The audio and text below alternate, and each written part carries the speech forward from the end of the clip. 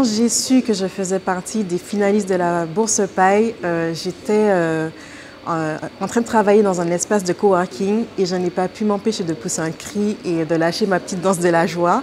Alors j'ai dérangé tout le monde, mais à ce moment-là, j'en avais rien à faire, franchement.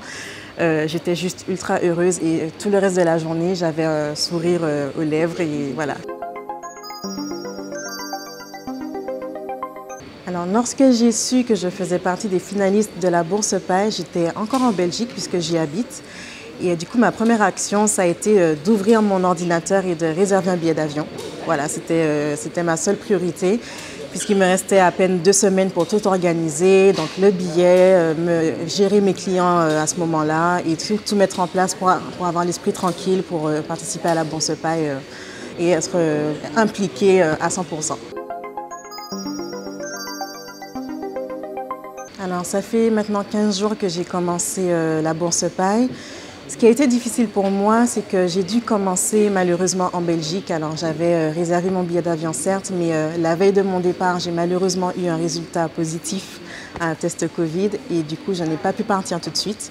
Donc, j'ai suivi la première semaine à distance et ça a été assez compliqué, non seulement par rapport au décalage horaire, mais en plus, voilà, quand on n'est pas sur place, on n'a pas forcément toutes les interactions avec les formateurs ou les autres participants. Donc voilà, ils ont essayé de m'intégrer, il n'y a pas de souci. J'ai quand même participé et j'ai reçu les informations comme il fallait, mais ce n'est pas la même chose. J'ai senti que j'avais un petit retard par rapport à ça. Alors, ce qui a été plus facile pour moi, c'est que pour le coup, quand je suis arrivée en Martinique, je connaissais déjà tout le monde et que mon intégration était plus facile. Alors, ce que j'attendais du bootcamp entrepreneurial, c'était d'obtenir toutes les clés nécessaires pour faire passer mon projet à la vitesse supérieure. Il faut savoir que j'avais déjà travaillé un petit peu depuis justement un an sur ce projet. Donc, j'avais déjà travaillé sur plusieurs aspects, mais je voulais avoir des conseils un peu plus personnalisés qui allaient m'aider à vraiment passer à la vitesse supérieure.